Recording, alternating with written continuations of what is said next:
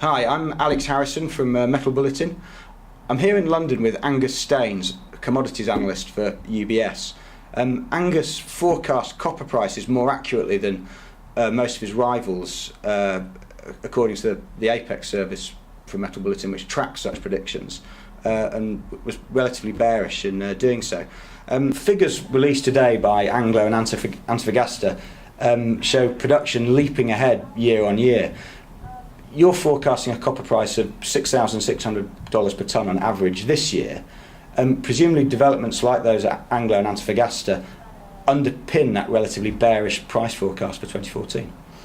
That's right, and I think that highlights how the risks have shifted over recent years. We've seen supply come in a little stronger than expected, and the disruptions aren't as large as they were. Our disruption allowance for 2013, and this might have been where we differed from the street, was about 700,000 tonne, which was below the 1 million tonne mark from 2010 to 2012.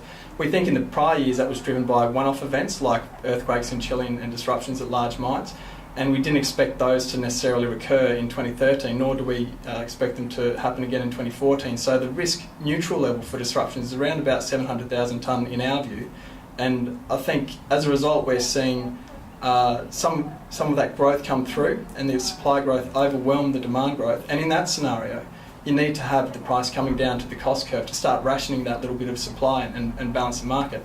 Otherwise, the problem gets worse. Okay, so what do you make of the view then, the counter view? All the copper forecasts are in a relatively tight spread at the moment. But what do you make of the view that tight LME spreads, high physical premiums, and stock drawdowns in China don't point to a surplus in quite the same way as supply-demand figures do?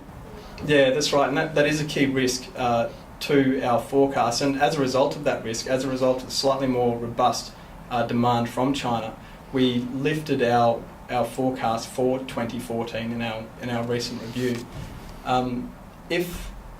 If China sticks to that 7.5% target, and the comments coming out of China in December suggest they would, rather than trying to push through reforms of the expensive growth, if they stick to that, we will see the surplus not be as great as we were previously forecasting, and our prices for 2014 now lie around 6,500, 400 going into 2015.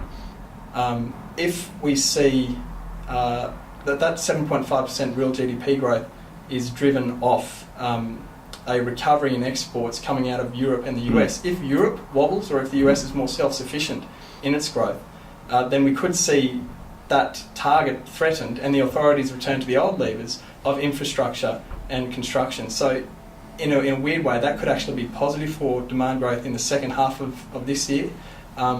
It might lead to softer demand growth thereafter. So that is just a scenario that we're looking at the moment. Our base case is for 7.5% real GDP growth, and we'll be looking at those inventory drawdowns quite closely. Okay, because the inventory drawdowns obviously are crucial, and nowhere is inventory more crucial than in the aluminium market. I mean, away from copper, the biggest interest in base metals at the moment is focused on aluminium prices, and more to the point, premiums, which have really shot up since the end of last year.